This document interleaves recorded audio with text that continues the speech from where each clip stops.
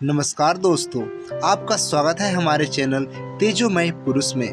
दोस्तों, आज की इस वीडियो में हम भगवान श्री कृष्ण और उनके परम मित्र सुदामा के बारे में जानेंगे। सुदामा नामक एक ब्राह्मण श्री कृष्ण के परम मित्र थे। उन्होंने श्री कृष्ण के साथ गुरुकुल में शिक्षा पाई थी। वह गृहस्थ होने पर भी संग्रह परिग्रह से दूर रहते हुए भाग्य के अनुसार जो कुछ भी मिल जाता उसी में संतुष्ट रहते थे। भगवान की उपासना और भिक्षाटन यही उनकी दिनचर्या थी। उनकी पत्नी परम पतिव्रता और अपने पति के साथ हर व्यवस्था में संतुष्ट रहने वाली थी। एक दिन दुखिनी पतिव्रता भूख से मारे कांपती हुई अपने पति के पास गई और बोली, भगवान साक्षात लक्ष्मीपति भगवान श्री कृष्ण आपके सखा है। वह शरणागत वत्सल और ब्राह्मणों के परम भक्त है। आप उनके पास जाइए। जब वह जानेंगे कि आप अन्न के बिना दुखी हो रहे हैं तो वे आपको बहुत सारा धन देंगे। वे इस समय द्वारका में निवास कर रहे हैं। आप वहां अवश्य जाइए। मुझे विश्वास है कि वे दीनानाथ आपके बिना कहे ही आपकी दरिद्रता दूर कर देंगे। जब सुदामा जी की पत्नी ने उनसे कई बार द्वारका जाने की प्रस्तावना की तो उन्होंने सोचा, धन की तो कोई बात नहीं है, परंतु भगवान श्री कृष्ण का दर्शन हो जाएगा। इसी बहाने जीवन का यह सर्वोत्तम लाभ प्राप्त होगा। ऐसा सोचकर सुदामा जी ने द्वारका जाने का निश्चय किया। उन्होंने अपनी पत्नी से कहा, कल्याणी, घर में कई वस्तु श्री कृष्ण को भेंट देने योग्य हो तो मुझे दो। ब्राह्मण ने आसपास के ब्राह्मणों के घर से 4 मुट्ठी चावल मांगकर एक कपड़े में बांध दिए और भगवान श्री कृष्ण को भेंट देने के लिए अपने पति देव को दे दिए।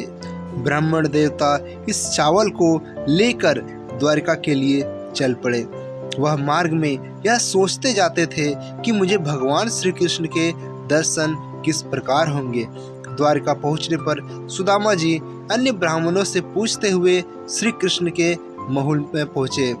जब लोग उनकी दीनहीन अवस्था को देखकर उन पर हंस रहे थे, उन्होंने द्वारपाल से कहा, भैया श्री कृष्ण से कह दो कि उनसे मिलने के लिए उनका बचपन का सखा सुदामा आया है।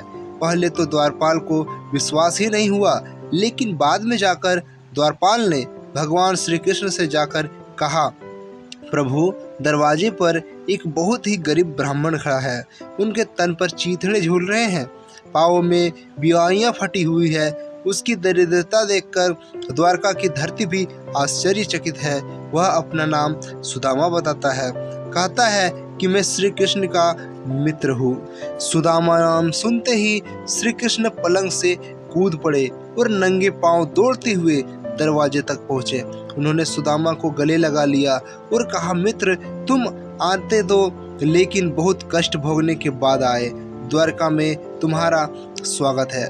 भगवान श्री कृष्ण ने सुदामा को लेकर उन्हें अपने पलंग पे बिठाया, उनके पाँव को धोकर चरणामृत लिया तथा उनको स्नान करवाकर रेशमी वस्त्र पहनने के लिए दिए।